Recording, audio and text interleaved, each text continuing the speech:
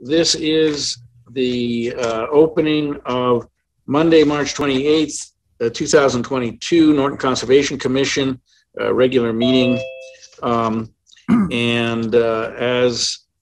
previously, considering this is a remote meeting, we must start with our preamble, suspending certain provisions of the open meeting law, and that will be read by Dan Pearson. So Dan, if you're willing, go ahead. Pursuant to Governor Baker's March 12, 2020 order suspend provisions of the open meeting law, GL Chapter 30A, Section 15, and the Governor's March 15, 2020 imposing strict limitation on the number of people that may gather in one place. This meeting of the Norton Conservation Commission will be conducted via remote participation to the greatest extent possible.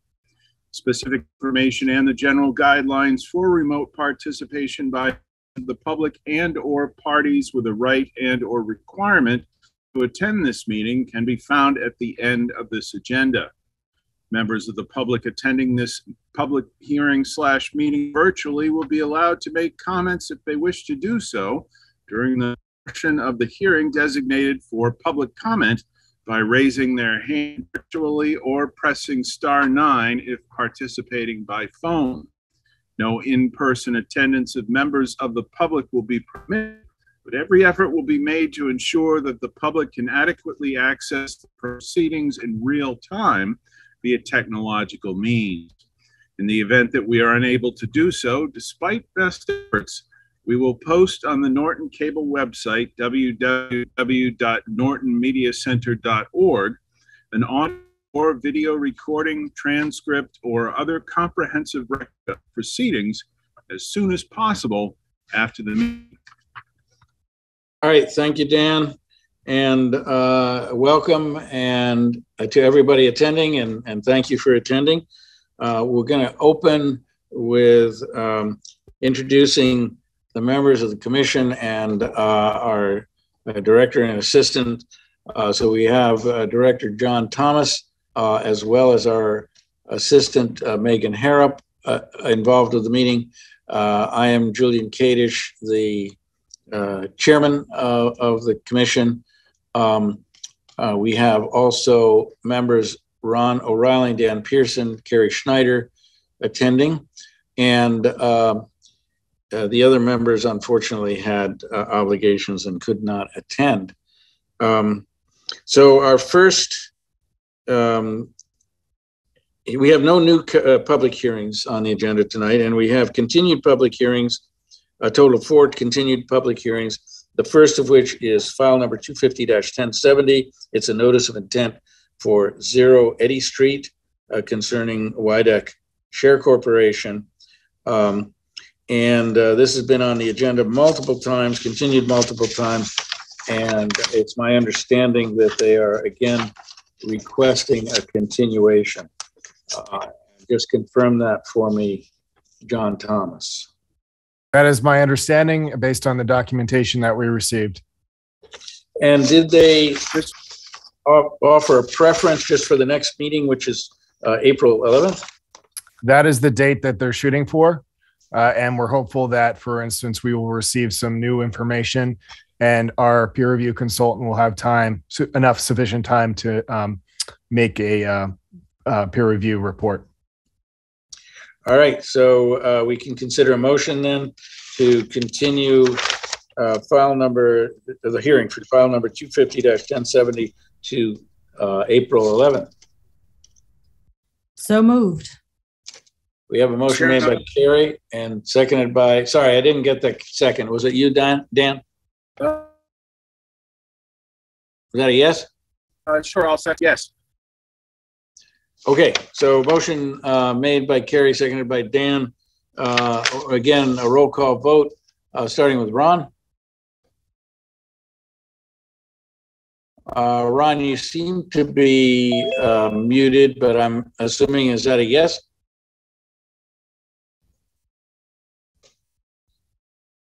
Ron, we're not hearing you, but I see a yes for Dan Pearson and yeah. Carrie? Yes. Okay. Ron, thumbs up if you're saying yes.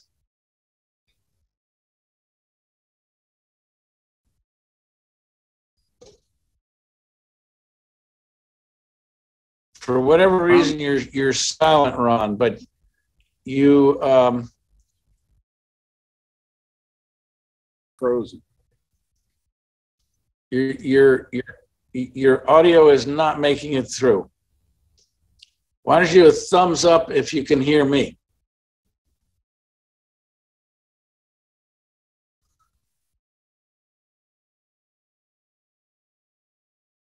Or you heck.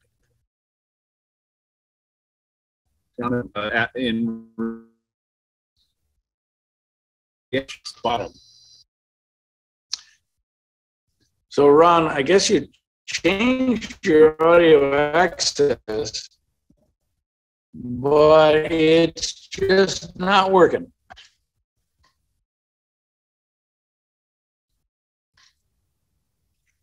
We're going to assume you agree with our somewhat so we're going to move on to our next item on the agenda, and hopefully Ron can troubleshoot his audio problem. And our next item on the agenda is file number 250-1093, which relates to 70 Oak Street with regard to a proposed project to construct a driveway and utilities to gain access to a proposed single-family house on Uplands. And again, for me, John Thomas. Yes, the applicant has requested a continuance. I've spoken to them today along with their consultant. So they've requested a continuance to the next meeting. Okay. I don't know what they're planning on doing, but they do plan on taking a look at that vernal pool again. I guess, for instance, there were no signs of life in it today, but it may be a little early in the season with all the cold that we've had. I haven't found any in some of the pools that have been certified. So around town. So I think it might be a little early. So we'll see as we progress through the season. All right. So looking for a motion for a continuation of file number 250-1093 until April 11th. Mr. Chairman. Yeah, Dan. Yeah. Yes, I will need to by April meeting conservation. All right. So Dan, your audio is also very, very choppy. I don't know if it's me or not, No, but we're looking for a second. For me too. Yeah. And Carrie, you willing to second that? I am willing to second that. Yes. All right. So we have a motion made by Dan Pearson, seconded by Carrie Snyder, and a roll call vote. So Ron, if you can hear me, why don't you do a thumbs up for a yes or a thumbs down for a no? And Dan, your vote looks positive. Is that correct? And I'm a yes as well. Okay, and I'll throw it a yes. Technical difficulties tonight. Yeah, we seem to be frozen in space. So, so Megan, I don't know if this might be a good time to try to call Ron and see if he can hear us. Yeah, I'll give him a call right now. Yeah, let's see what we can do. So the check button. Yeah, there's a telephone number you can call in to have a direct line. Yeah, and Dan, your audio is also very, very problematic. So hopefully we can get this fixed before we have actually need for dynamic discussion. So our next item, I'm gonna presume that motion to continue file number 250-1093 till April 11th carries. And we will now move on to item C on the agenda, which is file number 250-1096. It is an abbreviated notice of concerning a collection of parcels bordering both on Reservoir Street and Mansfield Avenue. And as I understand it, that project, or the representative for the applicant of that project also requested a continuation. Is that correct, John Thomas? That's correct, Julian. The applicant will be, we just lost Ron. So, Ron, I told him to sign out and sign back in because he can't hear us at all. Okay. The applicant will be requesting a site walk with myself next week. So I will be out there to meet with them and review the wetland flags with no snow cover conditions, along with taking a look at the areas that I potentially identified as being isolated, land subject to flooding, and ensuring that, for instance, those areas don't meet vernal pool characteristics. But we're going to probably take a look at those in more detail as we progress through the spring season, because, obviously it's the beginning of the breeding season and we just want to give that surety that they aren't certifiable. All right.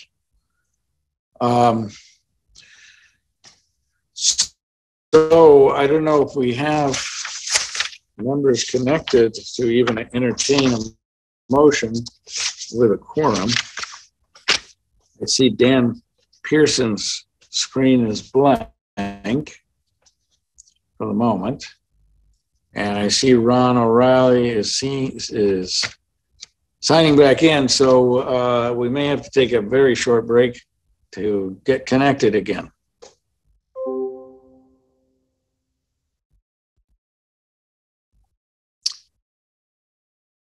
He's back. Yeah, you're here, Dan. He's back. I just want to see if he's connected to audio. Well, his microphone is listed as being muted. So, Ron, can you hear us? Does he need to use his keypad to unmute for Zoom, or do you think that's just his phone? I'm afraid I don't know. John or Megan, do you know if? Yeah, so I called him back and he said he still can't hear anything on his side. So I gave him the phone number to call and hopefully that will work. Yeah, so he looks like he's on, but he's muted. And I don't know how a person on the phone unmutes themselves. Can the host unmute him? Yeah, I don't think he's called in with his number yet, though. Oh, I thought that was him. Okay. On the phone, you can just tap the red microphone and it will unmute you. Thank you, Lee. You're welcome. All right. So checking in with Dan Pearson. You can hear us now? I can hear you, yes. All right. And we can hear you. So I guess the only barrier is going to be getting that upvote or nay vote from Ron. We'll just take a moment here to see if he can truly connect.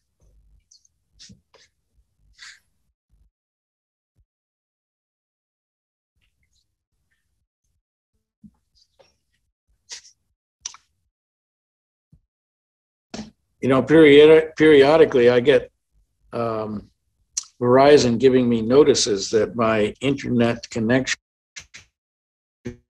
is unstable.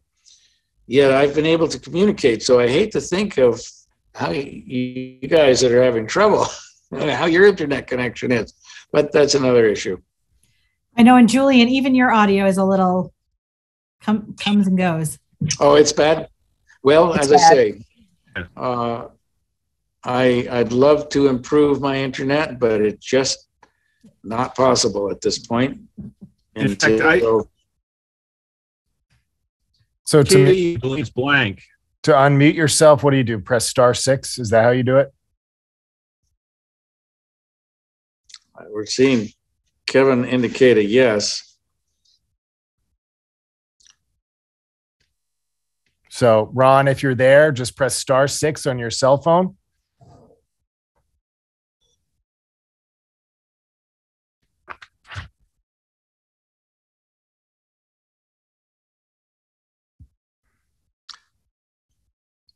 So Megan, maybe we can call Ron back and find out where he is in this process. I'm about to drive over there. Well, that's service above and beyond.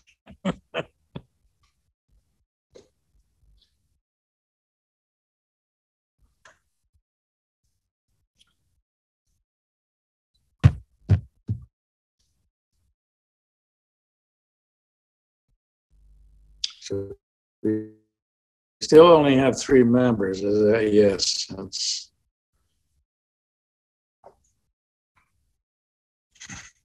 I'm going to do myself back.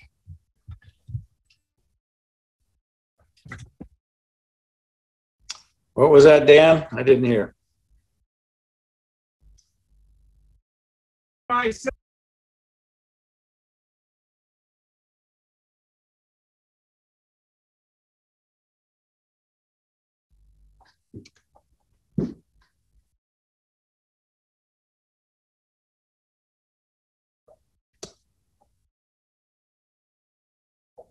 Yeah. I can't unmute cell phones for some reason. I can unmute anyone that is the Zoom connected, but cell phones I don't have connection to.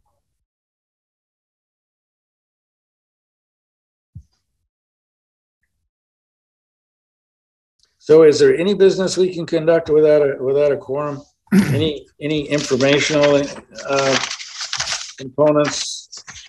We can skip down to new old business if you want to for a minute. Yeah, until we get a 4th member back, we're kind of stuck. So, but I think we can discuss new old business or, yeah. So everybody else want to do that? Sounds good to me. All right.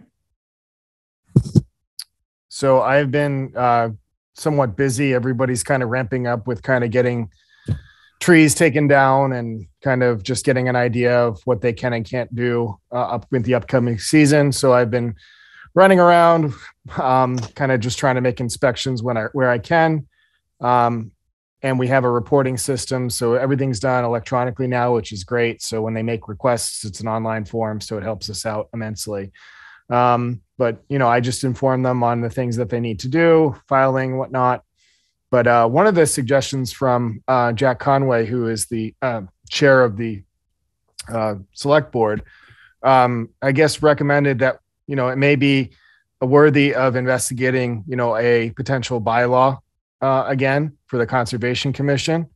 And, I took a spin through the whole entire bylaw and looked at it in some details. And, there were some areas that I felt, yeah, this may work. This definitely could work to this regard. It's, just getting it kind of integrated with kind of the whole entire, town as a whole. So it's kind of, we need to all kind of think about how we look forward for, development potential, and then also the potential for this to, provide that kind of protection for the environment as well. So, it's definitely something to bring up. I've been working on kind of putting a draft together. So I was going to distribute that to all the members to take a review of and see what their thoughts are on it, and if there's any sort of things that we could add to it as this progresses. All right. So I see Ron's mic is no longer muted. So Ron, have you been able to connect? Are you there? So I called him and I asked him to unmute it. He can't hear us at all for some reason. So I gave him the number. I told him about *6. And he's going to try one more time to get in, but he was having trouble connecting through the phone as well. All right.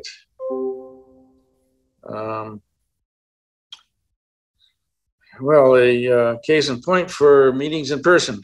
Okay. We can most certainly try to do that too. I think we have until July to do Zoom calls, but We can definitely try to make it work. Ah, I see a picture with Ron on a phone.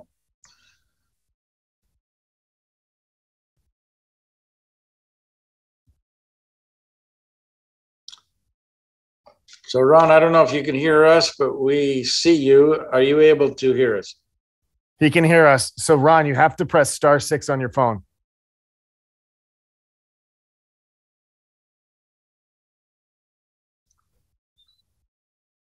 Hello? I can hear you now. Great. Wonderful. All right. All right. Hallelujah chorus. Okay. So we're now, sorry for the technical difficulties. We're now able to resume with a quorum. And so I believe we're on file number 250-1096 concerning 93 Mansfield Avenue, an area of, or abbreviated notice of resource area delineation. And the applicant has requested a continuation of the hearing until April 11th. We can, did we actually get to the motion point? Was it Carrie? Did you make a motion for the continuation? Not yet, but so moved. All right, excellent. And then either Ron Second. or, was that a second from Ron? Second. All right, so motion Second. made by, From okay, so motion made by Carrie, seconded by Ron, roll call vote. Starting with, we'll start with Ron and Carrie. Yes. Aye. All right, and then Dan Pearson, are you somewhere out there? I hope. Yeah, it looks like Dan is throwing in an eye. I'll throw in an eye. Motion carries. We will now move on to the item D on the agenda, which is file number 250-1097, a notice of intent for 196 Mansfield Avenue. Project includes construction of a commercial warehouse, parking lots, and associated stormwater management systems. Do we have a representative of the applicant? Yes, good evening, members of the commission. Can everyone hear me? Yes. We can hear you loud and clear. Great. So for the record, my name is Kevin Soley. I'm a licensed professional engineer in the Commonwealth with Soley Engineering. Office is located in Norwood, Mass. So we're here tonight to continue the hearing for the proposed flex warehouse facility at 196 Mansfield Avenue. I will share my screen. I do have a presentation prepared. I think that, can everybody see my screen? We can see it. All right, great. So, this is our, the continuation of the public hearing. We've had some, I think great discussions to date. And I know that at the last hearing, we really wanted to make sure that the Pat from Amory Engineering had a chance to formally review our responses to comments. And then we provided some additional responses to John Thomas last week. I think we've been able to satisfactorily address any and all concerns. I'm happy to kind of run through those responses in detail, but I think just in summation, what we're proposing here is approximately 100,000 square foot flex industrial facility. Our site's been designed to ensure that we're not impacting any of the on-site resources or off-site resources. We've been able to maintain, the required 25-foot no-touch buffer. We've been able to design a stormwater management system, which actually reduces peak flows for all storm events analyzed. We exceed, all applicable requirements, both the Norton stormwater requirements and the DEP stormwater requirements. So we think that we've been able to design a site and prepare a set of plans for our project that's going to be a great addition to the community. So, I guess, I'd be happy to answer any other questions that the commission may have.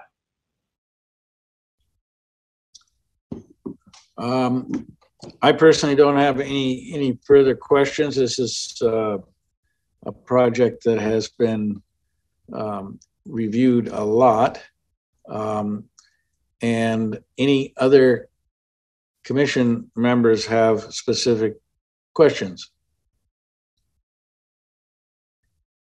So I apologize for missing the last meeting, but I wonder if you can go over the stormwater management. My understanding from the last correspondence was that we're still getting an increase in volume that could overtop the system in many of the storms. I know you used the Atlas rainfall data, but we're looking at a situation where climate change is really increasing precipitation. So those 100-year storm events are not 100 years anymore. They're much more frequent. So that increase in volume kind of concerns me because it's going to happen more often than the Atlas will tell us it's going to happen. Sure. So let me run through that. So what I have on the screen now is our stormwater management plan, our grading and drainage plan, which identifies how all of the stormwater on the site is collected and then routed through our stormwater management system and then discharged, then cleaned, renovated before being discharged into two different infiltration areas we have on the property. The first, let me see if I can just pull up. So we have a good portion of the southern portion of the site is cleaned, renovated, and then discharged into an underground detention system here. This provides for recharge, for infiltration. I'm sorry, can you zoom in? I can't see this very well because it's just too tiny on my screen. Sure. Could you zoom in just a little bit? Yeah, 1 second. I'm going to pull up different PDF just so it's a little bit easier to zoom in here.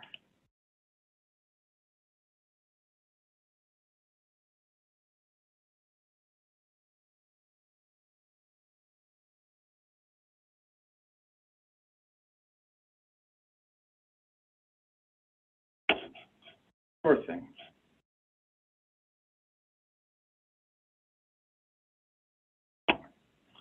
So we've designed the site to exceed all applicable requirements from both the Norton stormwater requirements and the DEP stormwater requirements.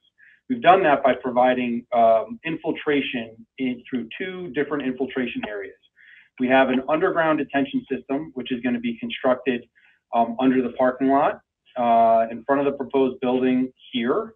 And this will allow for stormwater to be collected, routed into this system, and then recharged into the into the soils prior to and then any larger storm events it'll attenuate and hold back that stormwater prior to being discharged to the north of the site in this corner here. We also have this big, large above-ground stormwater detention basin. This has also been designed to allow for exfiltration and infiltration into the soils. Now, what we have to use is we have the applicable requirements in both your regulations and the DEP requirements. Between those two, we're required to recharge approximately 6,000 cubic feet of stormwater. We're actually exceeding that and providing over 12,000 cubic feet of recharge. So we're almost, so we're almost doubling or more than doubling the required amount of runoff to infiltrate into the soil. So we're exceeding those requirements. From a downstream standpoint, and again, using the NOAA volumes for our stormwater analysis, we have to, those are updated based on more recent rainfall data rather than some historic analysis which we used to use, which obviously is far less frequent. So the NOAA data is the most conservative and the most aggressive analysis that we can use. And again, those are the tools that are kind of provided to us through your guidelines and the DEP's requirements. So with those, what we look at is we need to make sure that we're retaining and attenuating the flow leaving the property. That's the best way for us to ensure that we have no adverse impact to downstream properties or to increase any potential increase in flooding or anything like that. Now, one of the best things about our property is we're discharging to the north into a large wetland system, which you can see here. So all of our stormwater leaves our site in this northeast corner and discharges into the undeveloped wetland system to our north on the land by by Arnold Palmer Boulevard, the PGA Tour. This then discharges across the street and into the lake across the street from us. So all of our stormwater is collected. We exceed the required recharge volume that we're supposed to provide. We attenuate the flow of stormwater that leaves our property. So we're actually decreasing the rate of runoff from our property for all storm events analyzed: 2-year, 5-year, 10-year, 25-year, and 100-year storm events. So we're slowing down the water that leaves the site.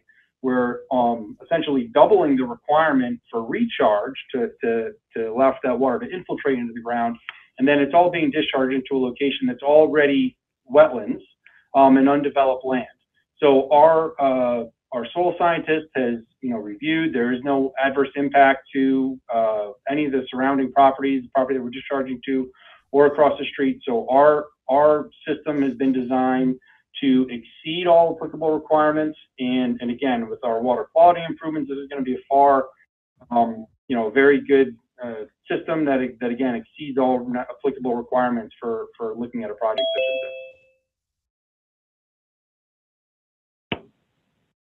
Okay, so I guess my understanding was that it wasn't necessarily attenuated for the larger storms to the north.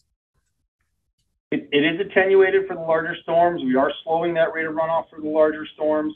There is a slight increase in volume, so the overall amount of water that leaves the site, but what our system does is it slows that water down so that it leaves at a slower rate than what it leaves today. So while there may be a little bit more volume, there's no requirement to reduce volume of runoff from a pre-development to a post-development standpoint. There really isn't any way to do that. That's why we look at the rate of runoff, because you want to make sure that whenever you take a piece of property, you have to look at the pre and post volumes, right? Yep, and if you take a site that's woods or grass and you create impervious surface, it's the only way to reduce the volume of runoff, because when it rains, you're going to get a little bit more runoff from paved areas than you would from grass areas. So the only way to possibly reduce the volume would be to have a very large area to infiltrate that water into the ground before it's discharged off the property.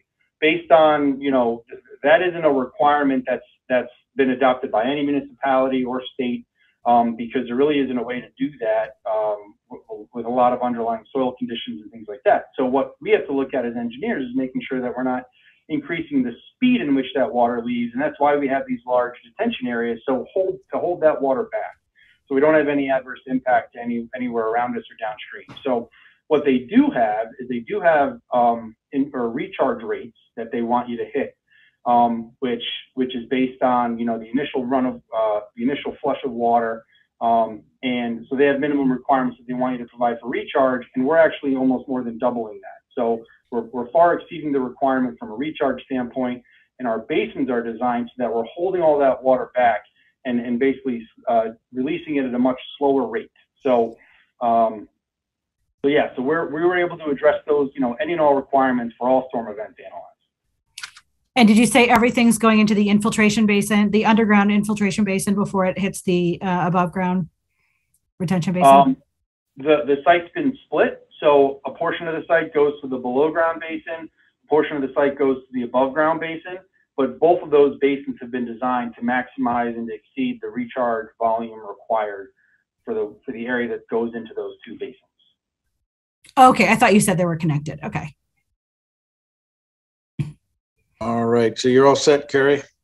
Yep. So any further questions from members of the commission, including John? Do you have any issues that have yet to be resolved? No, I mean, I guess my only concern is that, for instance, if there was a neighbor that was next door to this property and they were looking at development potential for their property next door, over time, obviously, any sort of surficial flow that heads to that property would potentially restrict them with greater wetlands potential for the property. So, for this instance, it's not the case, but, I'll leave it up to the commission to make a decision on that. But somebody still owns that property, right? Right. So it's the TPC that owns the property. But a fair question would be, doesn't that excess water from that site go to those wetlands already? And that's the concern that would be there, is that yes, it would. But for instance, obviously, I guess, that would be one of the questions that an abutter would have, and it was under other circumstance. So I just want to put this as a case in point study, because we may see this again in the future. Okay. But that neighbor would have to, I mean, is it fair to say that there would be an excess? I mean, I know, so you're saying the data does show that there's actually an excess going to those wetlands compared to pre-development? Well, I'm just saying, for instance, if precipitation at a certain storm hit at a certain, like for instance, in excess of a 2-year storm, and you got more precipitation over a 24-hour period, that excess water would leave the site. So that is the only thing that I would be concerned with for this project. But to that point, though, there is no requirement, right, either in the Norton stormwater requirements or the state DEP requirements, to actually reduce volume. The requirement is to reduce the rate of runoff. And just to provide some clarification, so for a 2-year storm event, we're reducing the rate of runoff from this property by 48.8% from existing conditions. In a 10-year storm event, we're reducing by 23%. In a 25-year storm event, we're reducing by 18%. In a 50-year storm event, we're reducing by 20%. And in a 100-year storm event, we're reducing by 23.4%.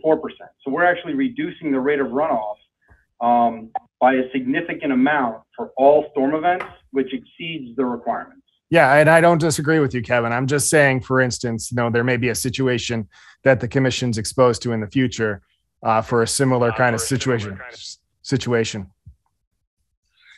Yeah, I think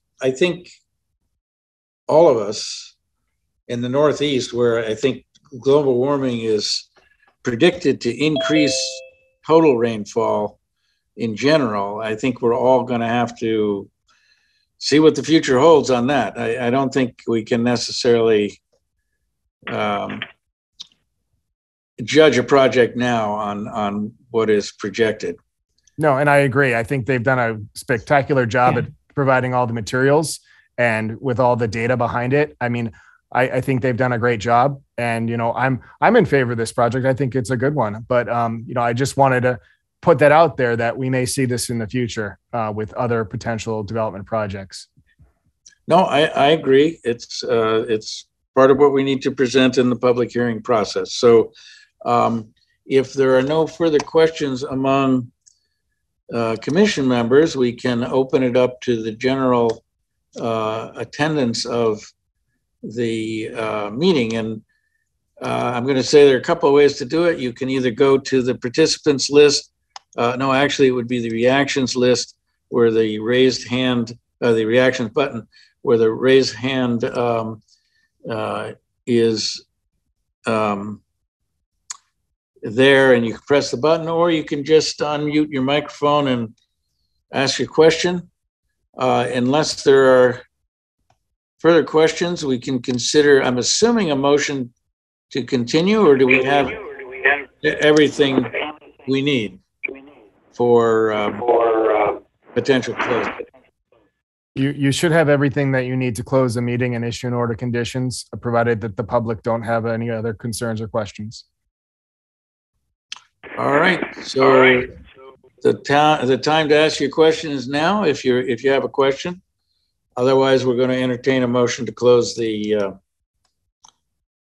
public hearing.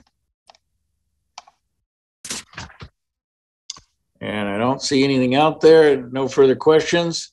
So we can entertain a motion from our commission members to close public hearing for file number 250-1097. So moved. Mr. Chairman, I'll make. All right, so we got a Motion, motion made to Carrie and Dan. I'm Second. assuming you threw in a second there. So again, a Second. roll call vote. Dan, how do you vote? Aye. Carrie and Ron, how do you vote? Aye. Aye. All right, and I'll throw in an aye, so the motion carries. File number 250-1097, the public meeting is closed. So I'm assuming at the time of our next meeting, we will have an order of conditions to review. That is correct. All right, so I'm going to step away for a moment because I got to turn on some lights. But our next item is considering a certificate of compliance for 8 Agarista Lane. I'll be right back.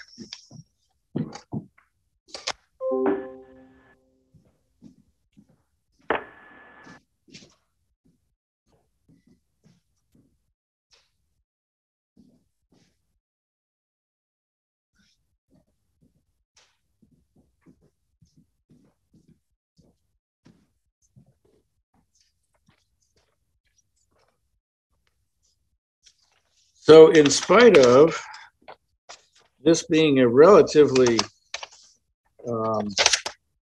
recent file number 250-1042, for whatever reason, I guess it was a fairly minor project. I don't really recall our public hearing about this. This dates within the last year, is that correct?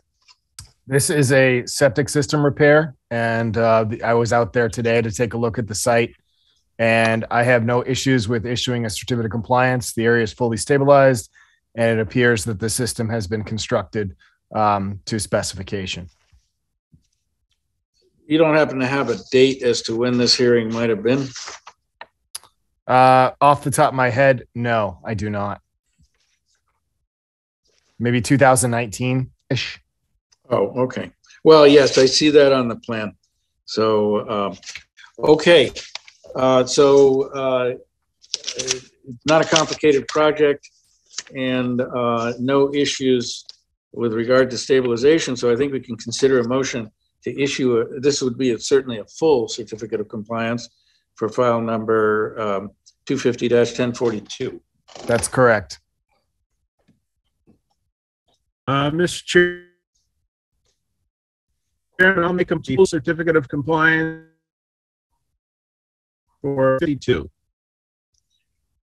All right, we have a motion made by Dan and seconded by? Second.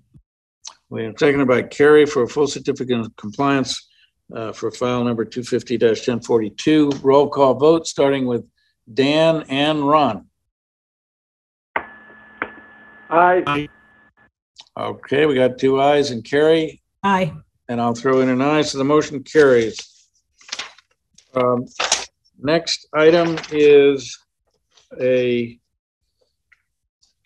amended order of conditions for file number 250-1037, which relates to the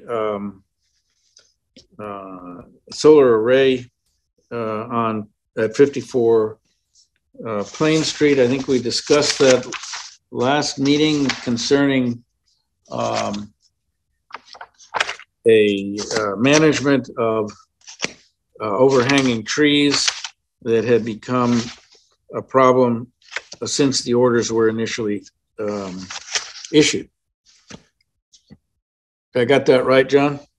That's correct. Yeah. And I drafted up an order of conditions to take that into, I guess, consideration for addressing the amended order conditions. The one thing that I forgot to mention is that one of the stipulations in here was that, for instance, the certificate of conditions would be, if it was, I guess, requested prior to them wanting to do finalizing the tree work, is that you could make a condition basically allowing them the ability to work in that zone, provided that, for instance, they either provide you the annual notice report or the annual letter, as I've recommended in the order conditions. That's up to the commission to decide on whether they want to put that as a condition for the certificate of compliance. Typically, one of the caveats is that you want to make sure that all the work is done in compliance. So, it'd be difficult to kind of string this along a little bit further.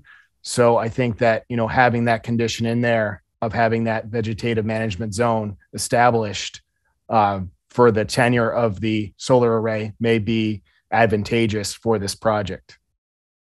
Okay. So in the draft, the only things that have changed are the bold type and underline type, I believe. Is that right? sound? Right. So the plan is, I'll actually just bring this up on my screen so that way everybody can see it.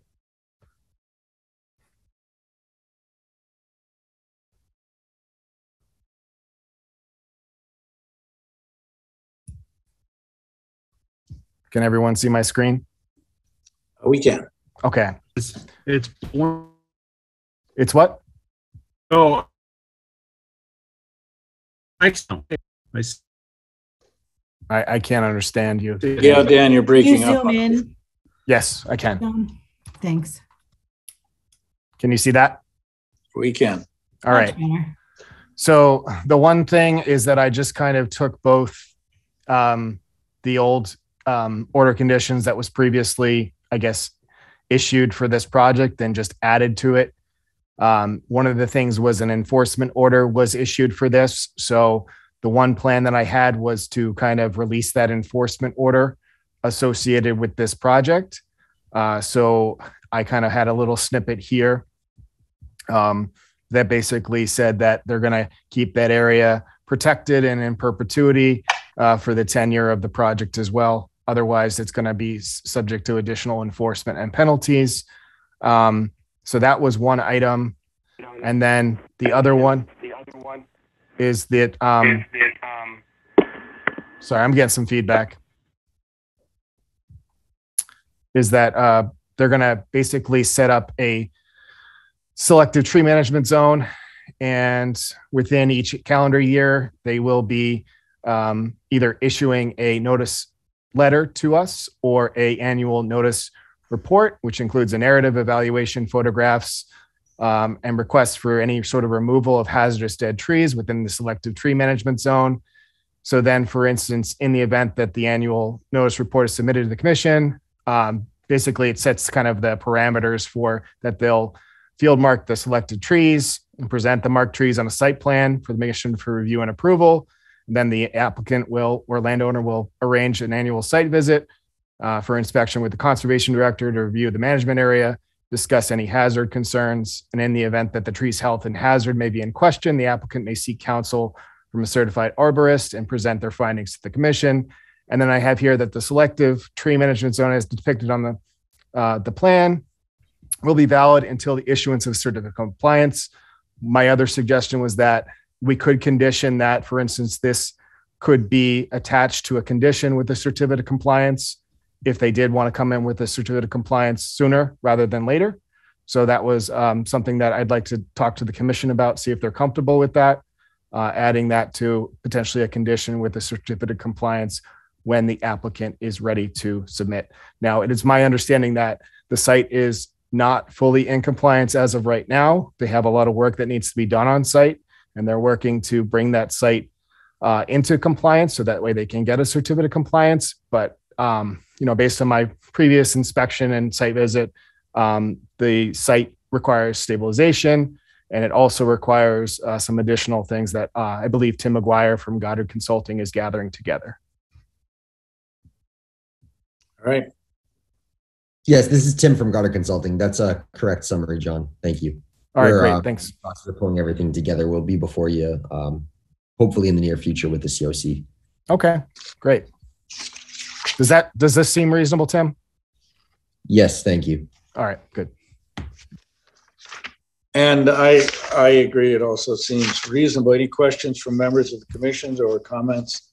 If not, we can consider a motion to approve the draft modified order.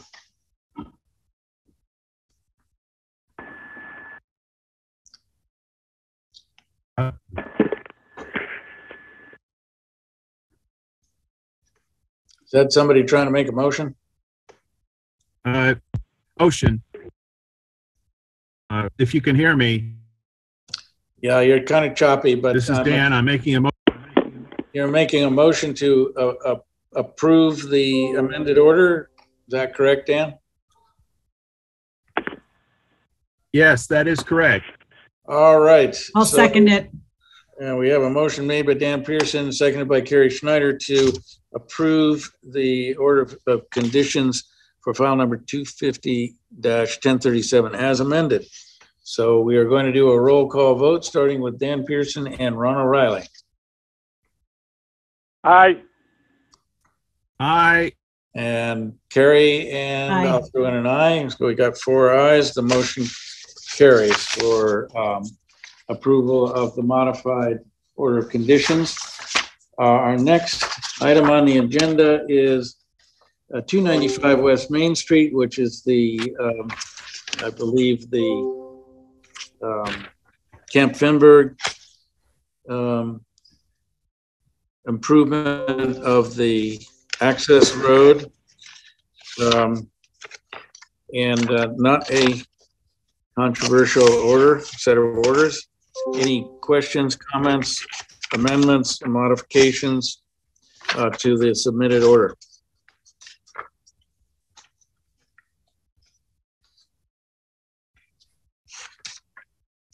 And if not, we can consider a motion to approve the draft order for file number 250-1098 for the YMCA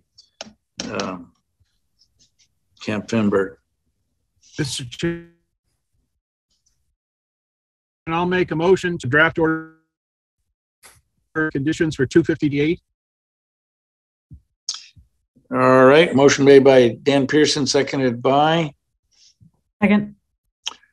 Carrie Schneider. So again, a roll call vote.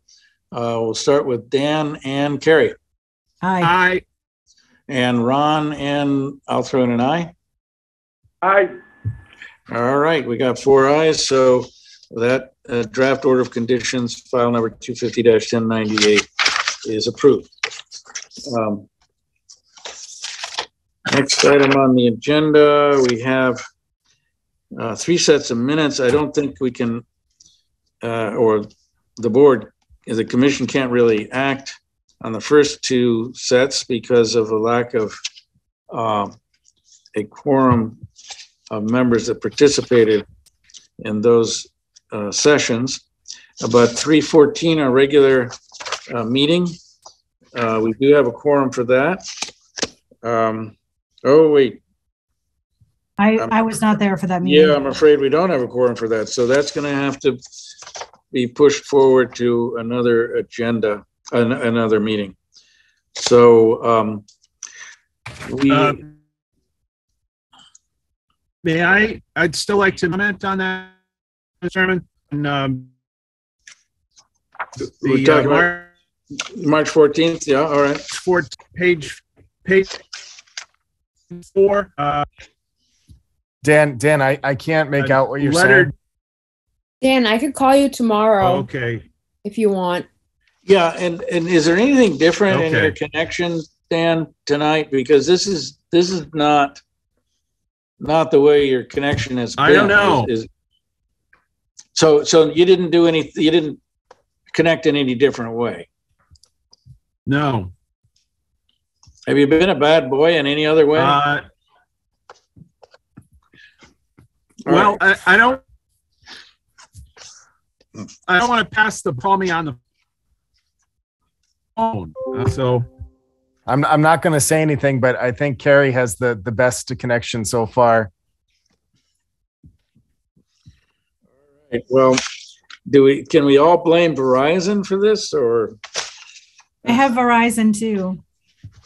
Oh, well, all right. You're clearly in a better part of town. Nobody's ever said that about my part of town. No, I'm just kidding. All right. Well, so I guess we have to go forward with the minutes review to another meeting. So I'd like to go back to the new and old business section where John had raised the topic of a bylaw. And you're familiar with, we've been there before and presented a bylaw to town meeting. And it was voted down. And it really was voted down because of a particular project in town, or a particular person who spoke. In general, a bylaw has only been needed for one or two players out of, let's see, what are we up to? Nearly 1,100 notices. So I think that was part of the issue, but I mean, are we thinking there would be a different climate with regard to acceptance of a bylaw if we pursued that again? There's been some chatter on social media from some folks in town about projects, and sort of understanding that if we had a bylaw, perhaps, we could really start to look at these projects with an eye towards local concerns versus, just the DEP regs. So I'm all in favor of a bylaw, but I wasn't here when it was up for town meeting before. So I don't know what the issues were. So I guess just to kind of give some, context to this whole bylaw discussion is that, so the Wetland Protection Act only has jurisdiction over a few select resource areas, as we know. A bylaw, we could administer additional protection to isolated wetlands, FEMA floodplain. We could have a buffer associated with that. Really kind of establish, buffer areas, vernal pools. They don't need to actually be in a resource area anymore. They can actually just be isolated depressions that provide the necessary habitat. So I'm impartial to a bylaw. I could work without one, or I could work with one. I'm not going to say that I'm all in favor for it or I'm heavily against it. So I'm pretty neutral when it comes to bylaws. So I'm going to take this approach as kind of the neutral side of things. And I think, a bylaw potentially needs to differentiate between old construction and, the limitations of a given developed lot versus totally new development. And I think a bylaw would have to have an ability to do a case-by-case analysis and discussion for old development, whereas a totally new development wouldn't necessarily get the same degree of flexibility with regard to its application. Yeah, I guess case in point would be kind of when the town instituted the 2016 stormwater bylaw locally, and they didn't have one before. Obviously they still would need to meet the federal criteria, but for instance, we would not have jurisdiction over that per se, because we didn't have that bylaw in I guess, to authorize that. So, to kind of give that kind of surety is that we will be able to be more involved with certain projects here in town, because not all projects would meet our jurisdiction. Some of them don't even come across to the commission because I look at them and I screen them out for whether they're within jurisdiction of the Concom or not beforehand. So that way it saves the applicant an extra step with having to make sure that they're, having to file with us. So, under other circumstances, they'd have to file with us if we had a bylaw. So, it kind of, there's pros and cons, like I tried to explain to some of the individuals that were interested in kind of taking this kind of step. So, as we move forward, it's going to just require additional thoughts and designations and figuring out, which areas do we want to really focus on to trying to protect, and obviously what are the benefits. Now, mind you, like 3/4 of the town of Norton's within an ACEC. So that's also an important part of this whole entire process. So, most bylaws, they would promote, having the needs and public benefit land use for development, and having the applicants present, why is this necessary here in this town? So that kind of would be a heavily restricted thing as well. So it's kind of just to put our, I guess, thoughts together and figure out what the best, avenue or kind of procedure we want to go with for a potential bylaw. All right. Any further comments or questions about the bylaw? I mean, obviously we don't have anything to review, so this is totally at this time. So this is totally a very general discussion. Right. And the previous bylaw is about I want to say 43 pages or so. So I'm going to try to narrow it down, take out the definitions, and try to really get to the, the heart of kind of what the purpose potentially could be for it, present it to the commission and see what their thoughts are on it. And then we can add the definitions and regulations that we see fit. Because that's normally what happens is the regulations would have all the definitions for everything. Okay, well, we'll look forward to taking a look at that. So unless there's further discussion about that, any other items under new or old business? So we actually have a new member who's going to be joining our team. He's actually on the call this evening, Mark Fernandez. Okay, how are you, Mark? Hi, good evening. Sorry, I had to unmute myself. Can you hear me? We can hear you. And so you have gone through the appointment process? So he's going to be appointed this Wednesday, to my knowledge. Okay. All right. And just something to make note of is you need to become sworn in the town clerk's office before you can be a voting member. And hopefully all that can get squared away before our next meeting. Thanks. Yep, I'm looking forward to coordinating all of that and joining you all on the 11th. Sounds excellent. Welcome. All right. And anything about these other items listed that is notable to report? The last item is 154 Pine Street. We've had some issues out there with earth disturbance. So the applicant is going to be submitting an after action stormwater permit with the Conservation Commission. So that's going to be coming across our door, hopefully by the 11th. And they'll be installing erosion controls around the area that they've been disturbing. So that was part of my discussion with the Stormwater Management Committee this morning. So just to keep the commission apprised of the situation. And have they halted their earth disturbing activities in the meantime? Oh, they have halted their earth their disturbance activities. If I get word that it's still occurring, then we're going to have enforcement on their doorstep. Okay. All right. So any further items to discuss? There's a handout. Hi, this is Bob. Can you hear me? We can hear you, Bob. Yep. Okay, great. Yes, I'm a Pine Street resident. I just question in general. What do we know what the status of the project is at 154 Pine Street? The last that I saw from a planning board meeting last fall, it still looked like they're in the planning phase. However, since we've seen, mountains of fill brought in, we know that's not the case.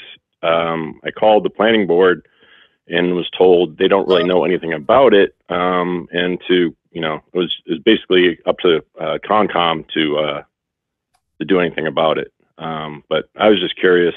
Last I heard, they were planning on building 2 streets and 88 homes. And one of the streets looks like it crosses directly over wetlands. The consultant for the developer had said that he was given, a green light to go ahead with that plan, I believe, with the last COMCOM director a couple of years ago. So Bob, I'm gonna step in and let you know of all the kind of how this works. Is the CONCOM, the members here, they make decisions based on The director does not make decisions. I don't make decisions. The Concom does. So for instance, the applicant would need to present a plan and also an application, a conservation application for basically approval by my board.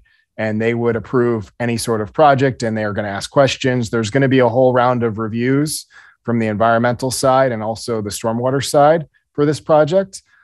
Just to kind of give you an idea of kind of what has transpired is that, there's been some activity on the property that was not in compliance. We're rectifying that situation with them peacefully. And then, for instance, the next step would be for them to file an application with us. They intend to submit a notice of intent application to the commission by the end of April. In the event of that, also the issue is that the planning board is going to be going through some transitional phases because elections are up at the end of April. So for instance, they're hesitant to submit something prior to their, I guess, new members joining the team. So once that's all situated, they plan on filing with the planning board as well. So that is kind of what's going to be happening, is that you're going to get a permit application for conservation and also planning at the same time. So they're going to be parallel, and both boards will be able to review that. I'm going to be working with the planning director to make sure that the work that's being proposed is in compliance with the stormwater, our stormwater bylaw, and also the stormwater handbook.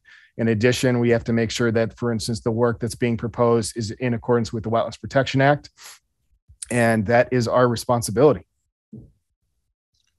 So, okay. So is this like out of the ordinary that this developer just decided to start the project without going through these permit processes? It's not a typical situation, but we caught it before it got any worse than it needed to. They were just over the threshold for disturbance thresholds for the stormwater management requirements. So they are making the necessary requirements after action. So for instance, they are going to be making sure that we do receive a permit for that work that's been done. And we're hoping that, for instance, that site can be in compliance for that work that they've already done on site. So if yep. Go ahead, Bob. Just to finish, has Concom seen the actual plans yet that were shown at the planning board meeting last fall? So I have copies. I have copies Okay. of the conceptual plans, but those are not design plans. So for instance, those plans are not complete. So if I could just ask, if I recall correctly, this is a project that was brought before us informally. Yes. To ask our opinion as to which alternative would be preferred. And we indicated, but that was not a substitute for the normal application and public hearing process in any way. So did I recall the project correctly? Yeah, I believe that's kind of what happened or what transpired from the meeting minutes I read. So for instance, you basically saw something in front of you and said that you preferred this this crossing or this design over a certain other alternative that they were presenting. Yes. Yeah, that's the way it was brought up in the planning board meeting as well. Substantially more disruption. But you know, the way it was left is we expect to see an application with final designs that we can then open up to the public hearing process and the detailed review. So, yep.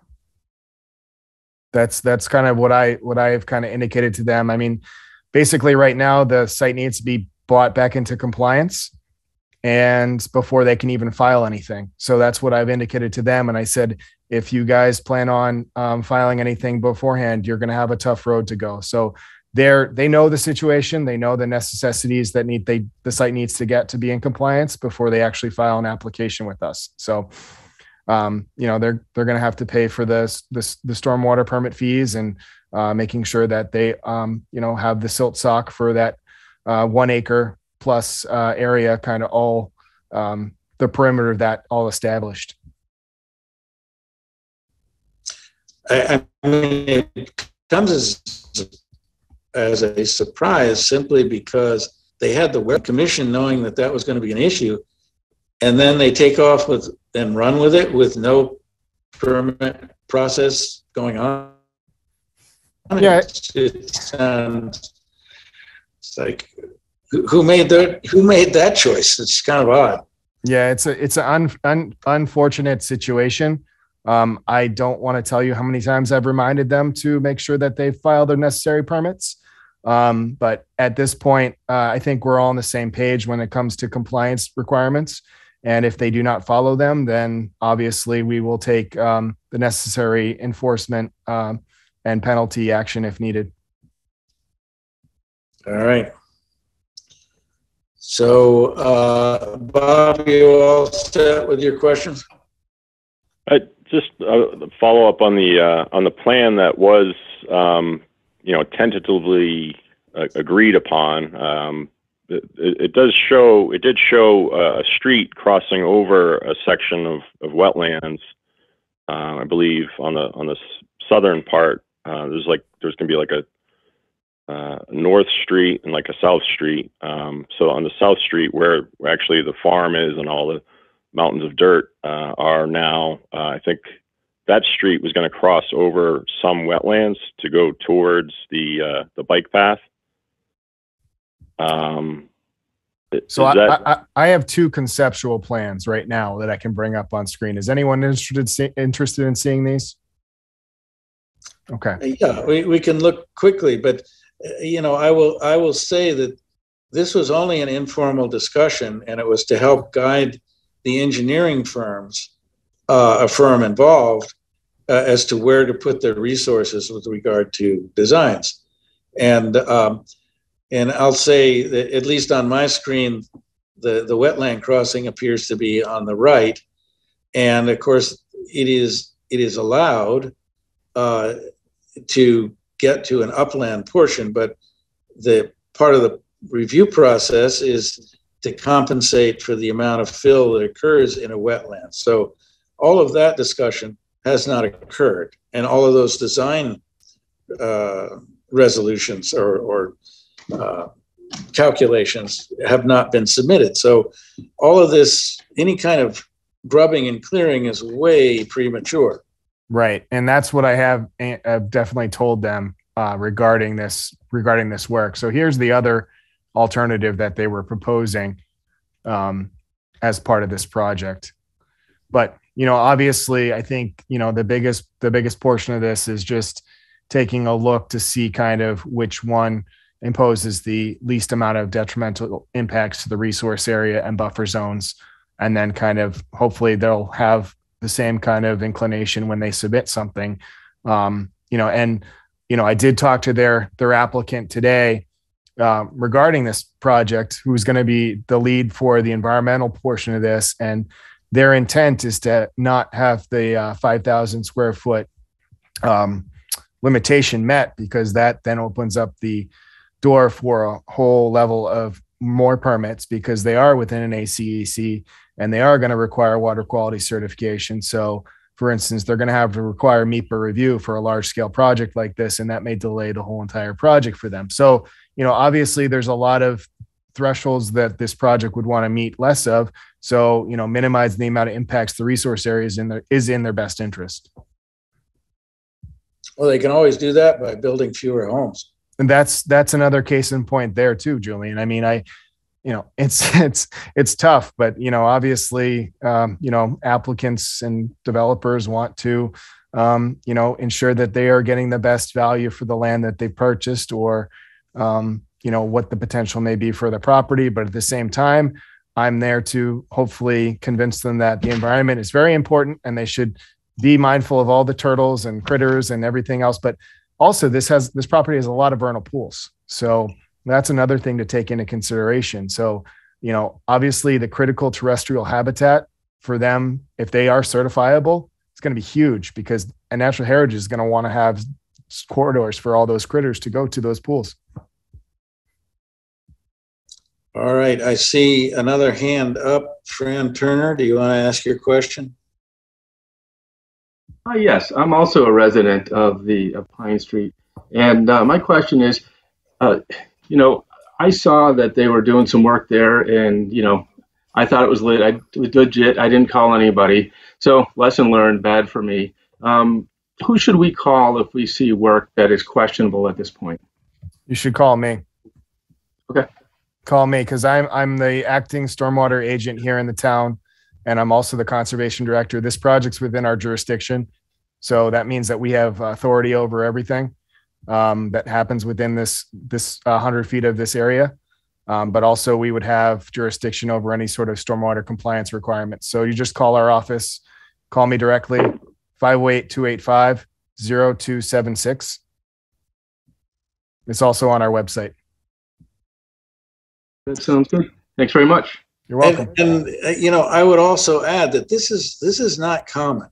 That the Wetland Protection Act, I believe, originated in 1964, and by now, all of the practicing engineers are well aware of when their projects need to be in compliance, just as, you know, any house builder knows that there has to be a building permit and there has to be a septic system permit, all of that. So it's kind of bizarre to me that a professional outfit is going to just give the go-ahead to a contractor to just start pushing dirt around. It really speaks toward what kind of firm are they as far as, you know, getting things organized and getting things successfully completed.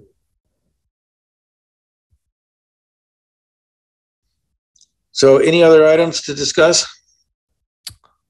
I have nothing more this evening. Obviously, we've got a couple of things to take offline in the next couple of weeks, but we can definitely discuss that. I'll send out emails regarding some other matters, and I think that's it. Check your calendars. April 23rd, Earth Day event. Just a reminder, it's going to be cookout. Food's going to be provided. Unfortunately, I have to work that day. That's the beauty of working for an environmental organization. Right. I also event What's that, Dan? on Sunday the 20th. I have a big event on Sunday the 24th, working the last minute for.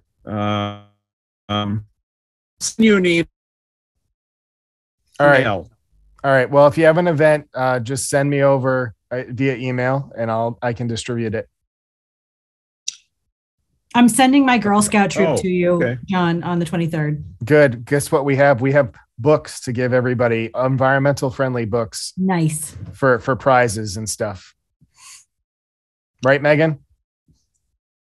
Oh yeah, they're really cute, and I picked them out myself, and I'm very proud. Thank you, Megan. So they must be compostable then if they're environmentally friendly. The books? No, they're not environmentally friendly. Okay. All right. Well, remember to send out a notice if it fits for the Along the Way column and the Sun Chronicle. You may get some people aware of it. I did do that already, so I don't know if it's been seen, but I did send the message out. Excellent. All right. So hopefully we'll have a good turnout. And so any other items we need to bring up? If not, we can consider a motion to adjourn. I'll make a motion to chair. I'll second it. All right, motion made by Dan, seconded by Carrie. So all those in favor, you can do your thumbs up. Thank you. And Dan, I don't know if there's any way to troubleshoot your audio, but you got to try to do that if you can. Hopefully we'll be meeting in person soon. All right, excellent. All right, good night, everybody.